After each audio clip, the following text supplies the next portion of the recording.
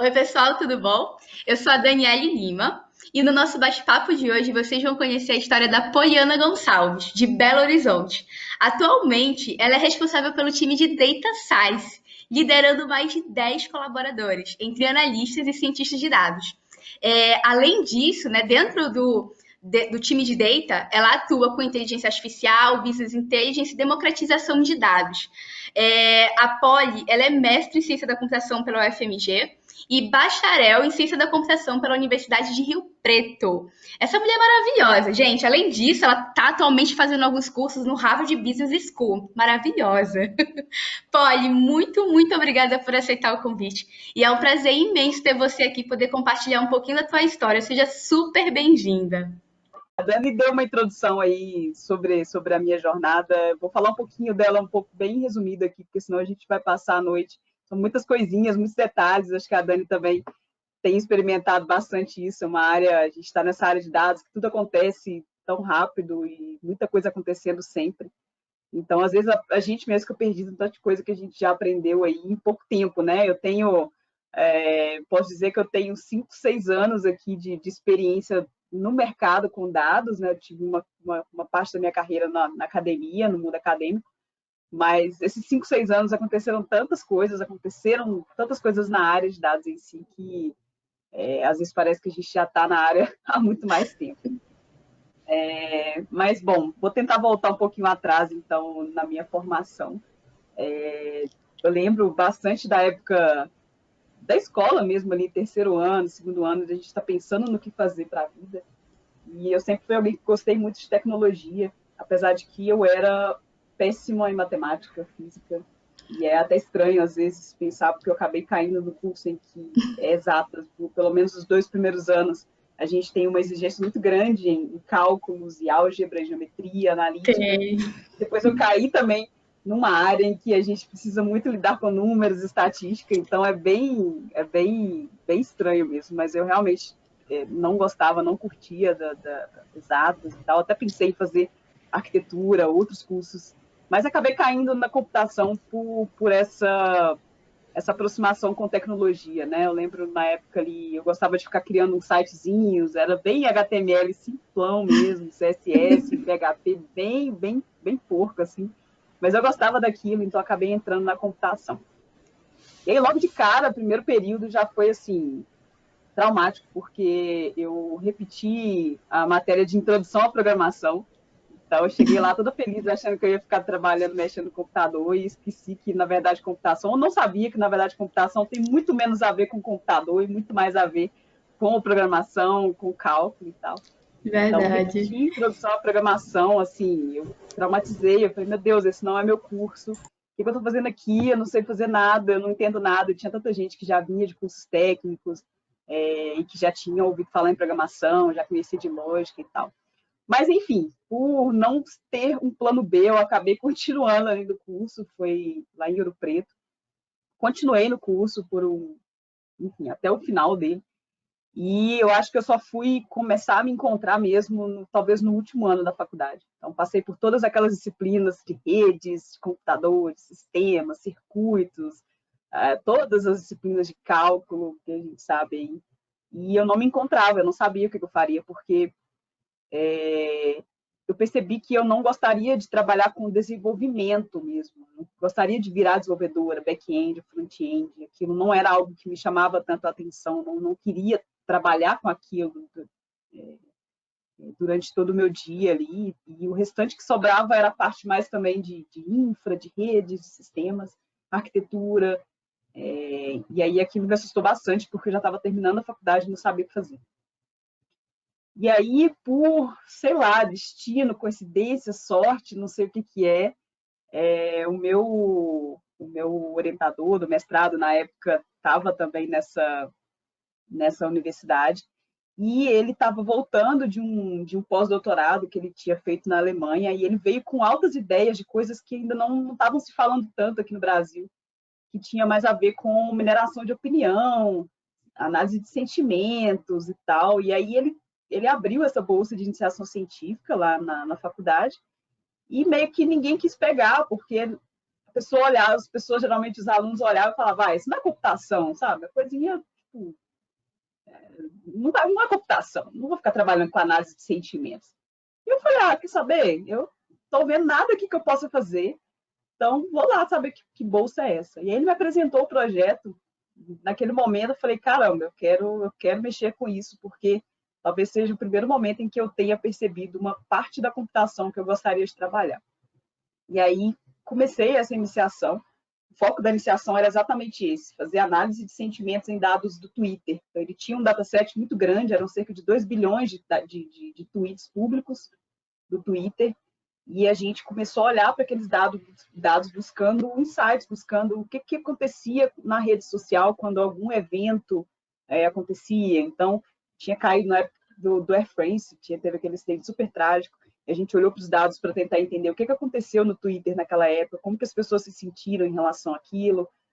Teve época de eleição ali no meio daqueles dados, a gente também olhou para aquilo para tentar buscar insights, buscar o que estava acontecendo com as pessoas durante aquele momento.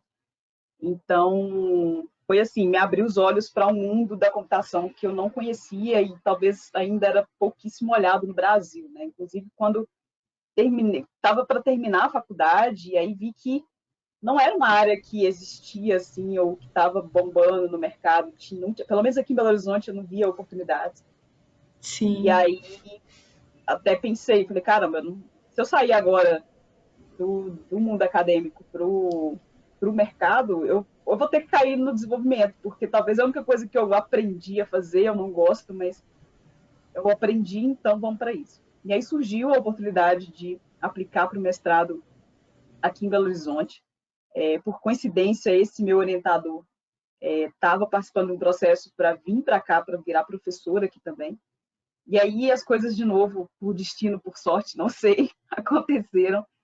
E eu acabei passando no mestrado e continuei trabalhando com ele nesses 2 anos aí. E continuei com foco em análise de sentimentos e tal. E aí, nesse mestrado, foi a primeira vez que eu ouvi falar da palavra machine learning, o aprendizado de máquina, né, dessa expressão, dessa área, porque teve uma disciplina no mestrado em relação a isso. E aí foi assim, unir o útil ao agradável. Eu já conhecia bastante da parte de mineração de dados, e comecei a olhar para a parte de automatização de inteligência mesmo, conseguir fazer com que aquilo virasse um modelo, de fato, fazer com que aquilo virasse algo que pudesse ser reproduzido em outros momentos, e não só a parte ali do processamento do dado e do cruzamento de informação, visualização e tal. E aí, durante o mestrado, eu conheci muito sobre várias pesquisas que estavam acontecendo no Brasil e no mundo. A gente publicou vários artigos aqui no Brasil, fora também, com parcerias em várias universidades. Então, foi super legal, porque é como se data análise, data science já estivesse acontecendo no mundo, mas o Brasil ainda estava adormecido. E isso foi ali em 2013, mais ou menos, quando eu entrei no mestrado. Não tem tanto tempo, apesar de que parece que tem muito tempo. E aí, em 2015, eu terminei o mestrado e decidi não continuar no mundo acadêmico. Eu gostava muito da parte da pesquisa, assim, ainda gosto bastante. Eu acho que o core do Data Science é um método científico, né? Então, a coisa de explorar, gerar insight, perguntar de novo, quebrar a cabeça, voltar.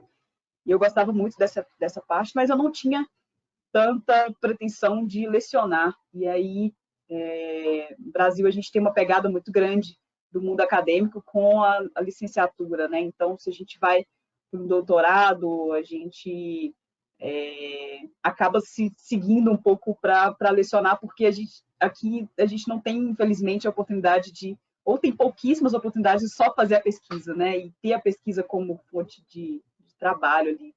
E sem contar que a pesquisa no Brasil, né, infelizmente é algo que, nossa, a pessoa ela tem que querer muito, né? Porque o pesquisador no Brasil, ele sofre e sofre bastante, Se a né? gente for pensar, em remuneração, é bem discrepante as diferenças. A gente vive É muitas vezes vergonhoso. dependendo de bolsas, a gente não tem geralmente planos de saúde, é bem mais complicado. Eu tive o privilégio de estar numa família que pôde arcar com todos os custos durante eu estando na faculdade em outra cidade e eu fazer o mestrado aqui, não precisar de estar trabalhando junto, mas é bem complicado quando a gente não quando a gente precisa daquela fonte ali de Sim, renda e depender da bolsa, que geralmente é um valor muito irrisório pelo tanto de coisa que a gente faz, né? Hoje assim, a área de data science ela tem uma base muito grande no que acontece na universidade. Tudo que chega para o mercado está vindo das universidades, está vindo dessas pesquisas. Então, verdade. é um trabalho muito importante, mas que infelizmente no Brasil a gente vem percebido cada vez menos apoio geral. Sim. Polly, e só para complementar, você falando que, né, mexeu com análise de sentimentos, quando foi em 2015, durante o meu mestrado, eu cheguei aí em um congresso, que é o SBC, que é o Simpósio Brasileiro de Sistemas Colaborativos, SBSC, e lá eu vi uma palestra sobre esse assunto e eu fiquei maravilhada, assim, super, super incrível. E as pessoas elas também aplicaram, né, puxando da base de dados do Twitter. E eu fiquei vendo aquilo, eu fiquei, gente, que Que coisa massa. mais incrível! Eu lembro dessa época, a gente tinha algumas conferências, ainda existem, né? Mas era uma época que eu participei bastante, SBC, tinha Brasnan, eu acho que ele ainda acontece, tinha Web Media, que eu acho que é uma conferência também que acontece, e tinha muita gente falando sobre análise de sentimentos lá dentro, era bem legal mesmo. E aí eu meio que terminei o mestrado, decidi não ir para o doutorado e voltei a olhar para o mercado, isso em 2015. E na época ainda não se falava em data science no Brasil, assim, ao menos não aqui em Belo Horizonte. Então eu meio que descobri ali uma área que chamava Business Intelligence, e era uma área que eu olhava para o dado também, olhava para o dado para tentar responder perguntas de negócio, elaborar dashboards e tal, processava o dado, cruzava dados de várias fontes. Eu falei, beleza, é o que eu sei fazer, talvez está só com um nome diferente, bora lá. E de fato era só um nome para o que eu já fazia mesmo, em toda essa questão de análise e tudo. E aí comecei a atuar numa empresa bem pequenininha aqui em Belo Horizonte, chamada DIT. Hoje ela é uma empresa maior, mas é uma empresa que presta consultoria em BI. Então eu era consultora de BI, e foi assim, eu fiquei lá por 2 anos e foi uma experiência que para mim assim foi uma das melhores, porque consultoria é aquilo, você está a cada 3 meses, você está em uma empresa diferente, num assunto completamente diferente, respondendo perguntas totalmente distintas.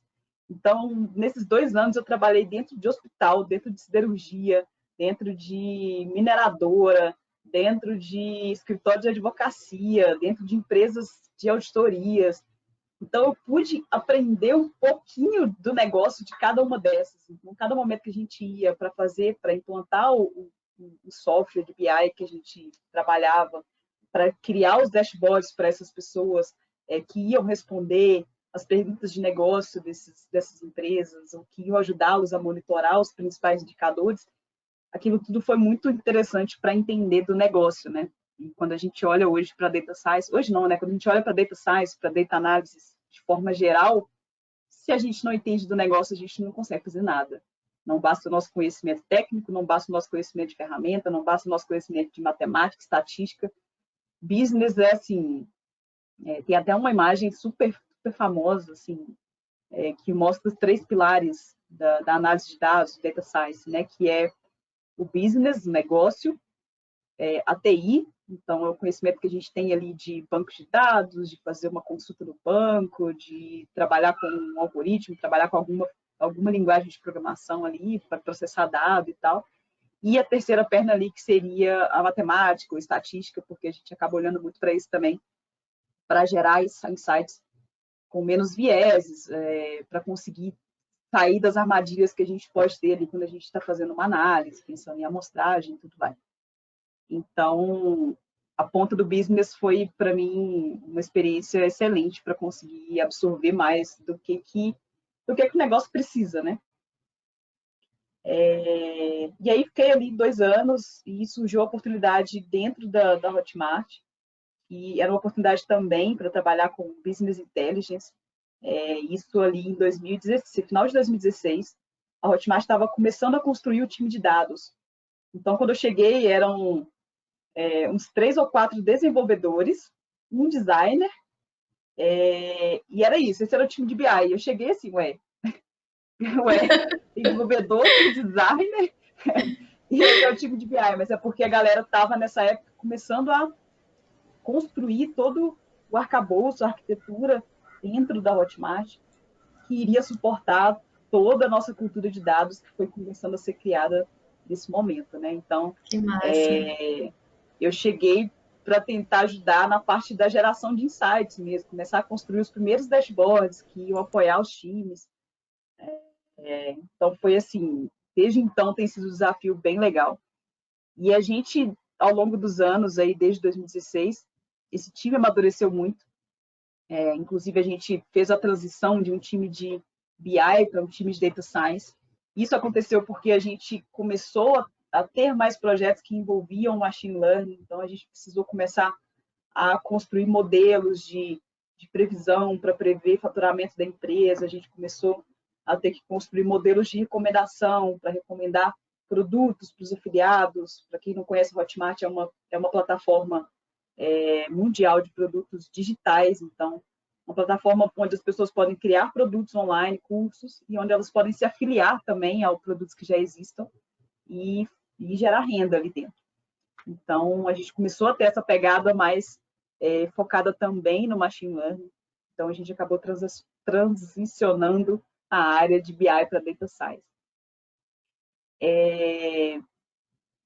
E aí o time cresceu assim, absurdamente. Hoje, esse time que era ali uns 3 desenvolvedores, um designer e eu, a gente já está hoje, a gente é uma diretoria de dados, e hoje tem um time de engenharia de dados, tem um time de produtos de dados, tem o time de data science, tem o time de business analytics, e toda essa galera já são mais de 50 pessoas, estão suportando toda essa cultura de dados que a gente criou dentro da empresa. Então, foi bem legal ver as áreas, cada vez que a gente entregava algumas coisas, mesmo que a área não estava precisando, elas começavam a ter a necessidade daquilo. Então, a gente começou a Sim. criar a necessidade. Enxergar Não por só valor, né? criar, né? Exato. Não por só criar, não porque a gente queria mostrar que a gente estava ali recebendo para fazer alguma coisa, mas mais porque a gente conseguiu mostrar que as pessoas conseguem tomar decisões mais assertivas se elas olham para o dados, né? Não esquecendo do feeling, porque a experiência conta muito, claro, a experiência, o conhecimento do negócio, mas ter o dado para embasar, para suportar uma decisão, a gente conseguiu criar essa visão na empresa. Então, hoje, um dos nossos mantras na Hotmart, né? A Hotmart tem uma série de mantras que ajudam a gente a manter a cultura da empresa ativa. Um deles é respeite os dados. Então, hoje, a gente ganhou esse mantra, né? A empresa ganhou esse mantra Que massa! por conta de toda essa evolução que a gente fez. E aí, falando um pouquinho, assim, do time de Data Science em si, que é esse time que eu lidero hoje, é um time composto por cientistas e analistas de dados. Os nossos analistas de dados são os caras que estão fazendo estudos de dados, então eles estão explorando dados, buscando insights, identificando padrões, correlações, para conseguir apoiar os times, entregar valor, entregar insights. São também as pessoas que estão ali construindo dashboards, melhorando dashboards para ajudar as áreas a monitorar os seus principais indicadores. A gente tem os cientistas de dados, que também são caras que fazem estudos, então, junto com os analistas, eles identificam oportunidades, geram insights, realizam explorações de dados, validam hipóteses, e também são os caras que estão olhando para os nossos modelos de machine learning, né? Então, hoje a gente tem modelos de antifraude, detectam usuários com comportamentos suspeitos na plataforma, a gente tem modelos de previsão, a gente tem mais sistemas de recomendação, a gente tem chatbots rodando dentro do nosso time de atendimento ao cliente externo. Mas a Massa. gente tem... E uma pergunta, desculpa te cortar, mas porque assim, Fica à vontade. é tão incrível assim, e eu fico naquela curiosidade assim, e como é que é para você, né, ser, né, tipo, ser gestora dessa equipe toda e poder coordenar, né, esse pessoal e estar ali desde o início e como mulher, né, conseguir fazer, né, guiar, ser gerente e tal, Olha, assim. a síndrome do impostor bate todo dia. Eu Sério? acho que talvez desde o meu primeiro dia de trabalho depois da faculdade. E eu acho que isso é um sentimento em comum, assim, não só entre mulheres, mas talvez mais entre mulheres, e talvez mais ainda entre mulheres da tecnologia, porque a gente está nesse ambiente que, infelizmente, ele ainda é muito masculino, né? Ele ainda, tanto na universidade, eu senti isso, quanto no mercado de trabalho. Então, a gente está o tempo todo ali em volta de mais homens do que mulheres. É, e assim, a síndrome do impostor bate todo dia. E tem sido um desafio para mim constante, um aprendizado constante, porque eu cheguei na Hotmart para atuar ali na execução, na operação, e o time foi crescendo, então era meio que a gestão para mim, a liderança, ela veio como uma necessidade do time, porque eu meio que fui a primeira a trabalhar ali com a análise em si, e aí todo mundo que foi contratado meio que passou por mim e pelo meu diretor hoje, e a gente fez todos os processos seletivos. Então, durante tudo isso, eu fui aprendendo um pouco sobre como fazer processos seletivos. E aí entravam as pessoas, a gente começou a ter necessidade de ter processos de onboarding. Então, caramba, beleza, a gente agora tem mais 3 pessoas, mas essas pessoas chegam e não sabem muito bem o que elas vão fazer ali. Então, tudo estava comigo, todos os processos estavam comigo, eu não precisava de documentar muita coisa, porque eu sabia onde estava tudo. Mas agora não, agora a gente precisa documentar porque vai chegar mais pessoas. Aí eu fui lá e comecei a criar os processos de onboarding. E aí o time foi aumentando, e aí vinha a necessidade de começar a pensar em carreira. Então, beleza, as pessoas estão chegando, mas elas vão precisar de evoluir. A Hotmart preza muito pela evolução de carreira dentro da empresa. E aí, como eu estava lá há mais tempo também, já conhecia, já tinha participado de todos os processos, conhecia todas as pessoas que entraram, então eu comecei a ajudar também, junto da minha liderança, a construir esse perfil, construir as descrições de cargo. Então as coisas foram meio que acontecendo de forma meio que em consequência, sabe? A gente estava ali, então bora para o que vier. E aí, quando a gente já estava com um time ali com cerca de 10 pessoas, surgiu a oportunidade de liderar tecnicamente. Então, a gente tem o papel de team leader, que é o cara que lidera tecnicamente as pessoas, então a referência técnica para orientar e tal. E para mim foi uma oportunidade assim de estar formalmente numa posição de liderança e entender se era aquilo mesmo que eu queria. Eu nunca me vi eu nunca me vi em momento nenhum. Eu sempre achei que eu seria a pessoa que ia trabalhar ali sozinha no cantinho. Eu sempre fui essa pessoa bem introspectiva, assim. Então, isso para mim era a minha imagem ideal de trabalho. Eu vou trabalhar ali no cantinho, eu não tenho contato com ninguém, com área nenhuma, me passam necessidade e eu só faço. Mas pura ilusão, né? Nessa área de dados é impossível da gente estar trabalhando sozinha, a gente precisa de comunicar mesmo. Então, foi uma oportunidade legal de começar a ajudar outras pessoas a evoluírem na carreira, a orientar tecnicamente. Então, veio esse sentimento de que, caramba, é legal, eu sei que tem todos os desafios, eu não conheço nada do que eu estou fazendo aqui, porque a gente não aprende a liderar na graduação, na faculdade, né? Não existe curso para isso durante a nossa base em computação.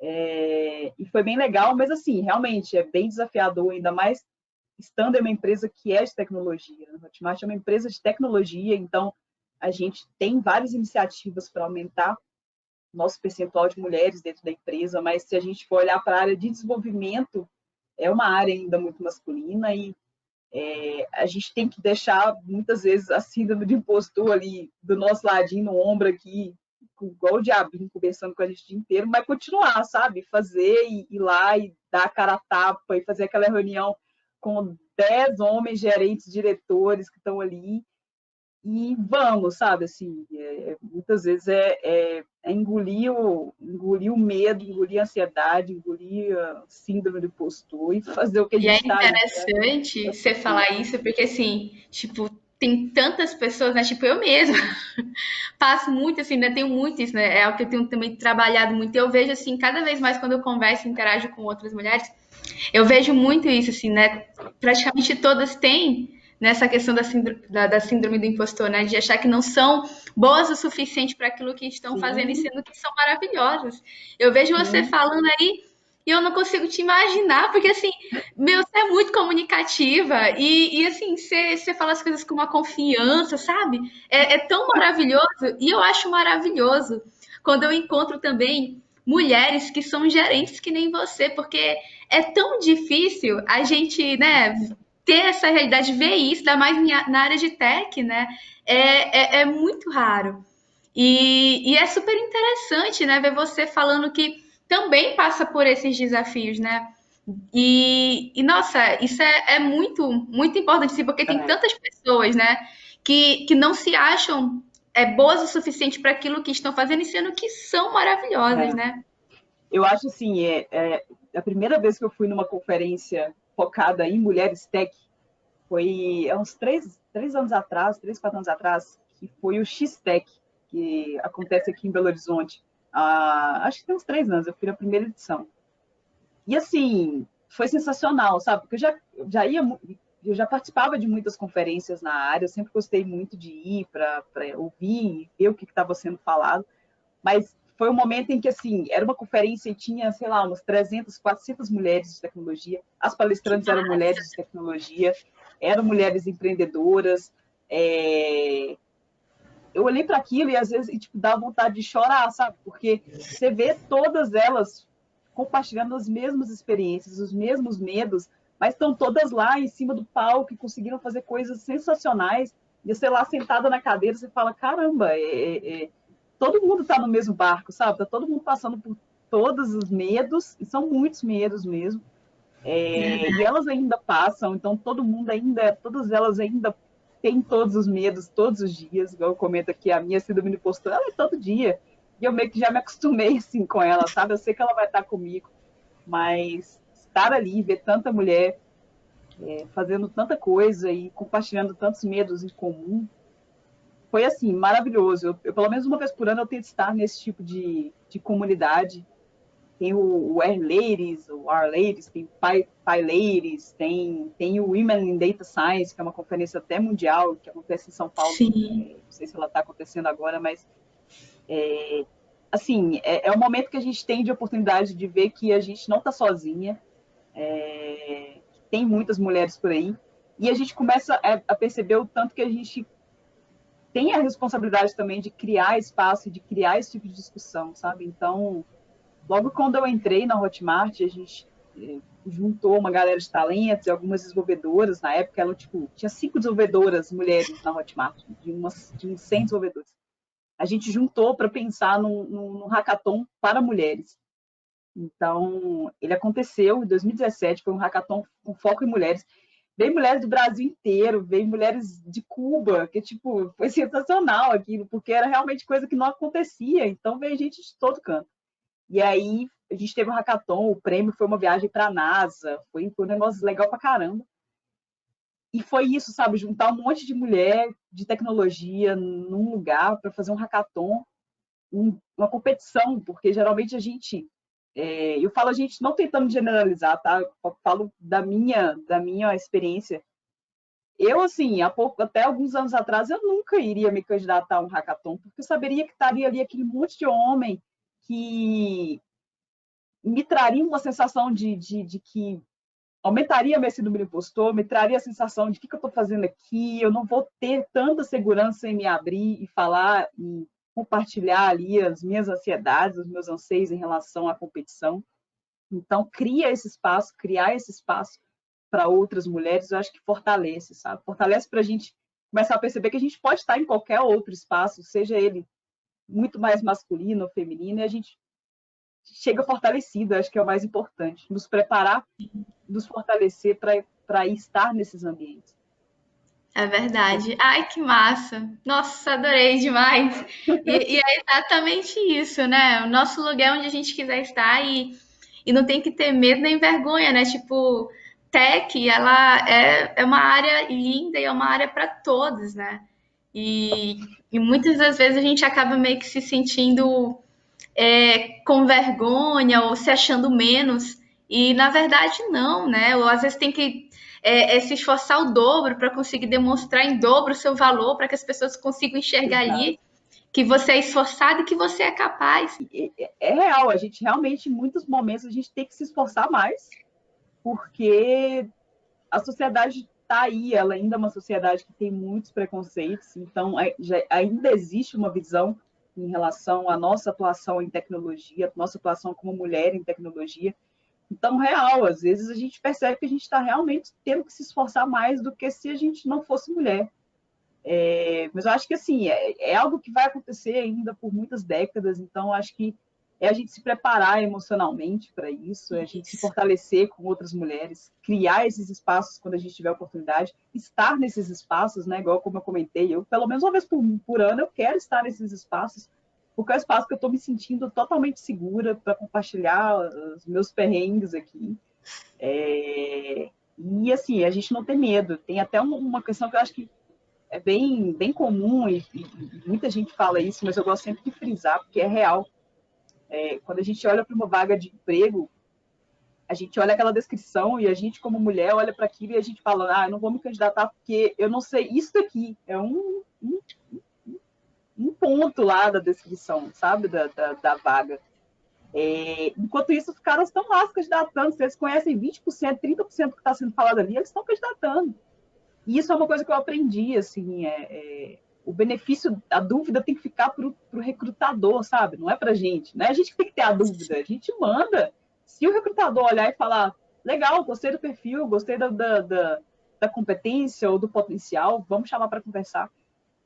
Isso acontece muito, a gente olha e a gente fala, não é para mim porque eu não sei tudo.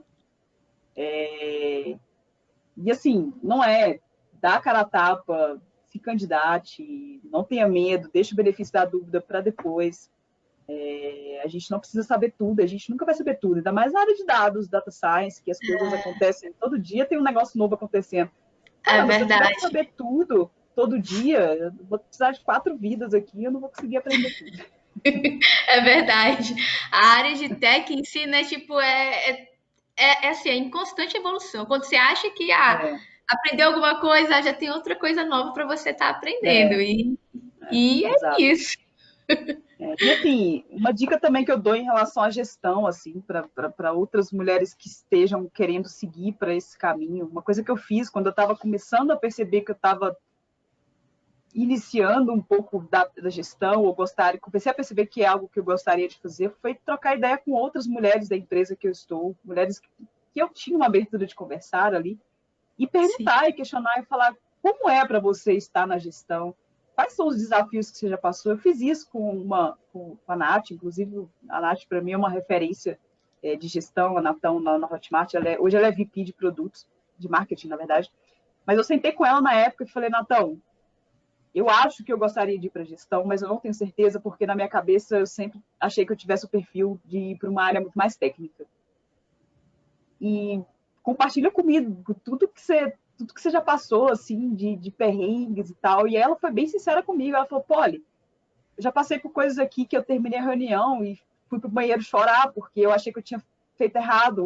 E eu olhei para aquilo e falei, nossa, eu nunca imaginei que ela tivesse passado por esses perrengues. Eu sempre vi ela como aquela pessoa super forte que dava conta, ia lá nas reuniões e resolvia. Mas não, por trás também tem outra mulher com todos os seus medos.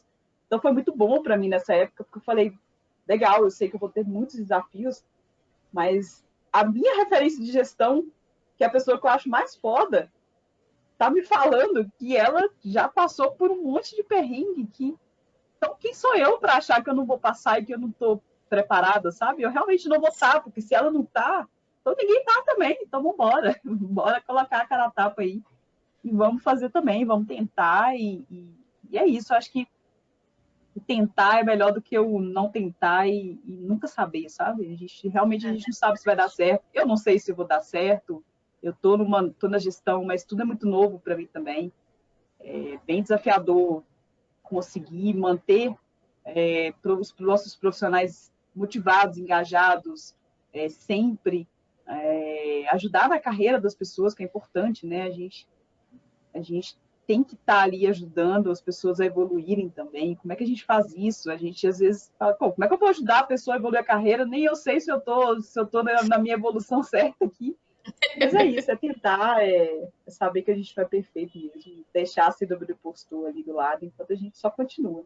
Acho que é isso. Ai, maravilhosa. E Polly, você falou assim: eu nem sei se eu vou dar certo. Mulher, tu já tá dando certo. Só em te ver aqui falando essas coisas maravilhosas e dando esse incentivo. Você é um super exemplo de que tá dando certo e vai continuar super dando certo.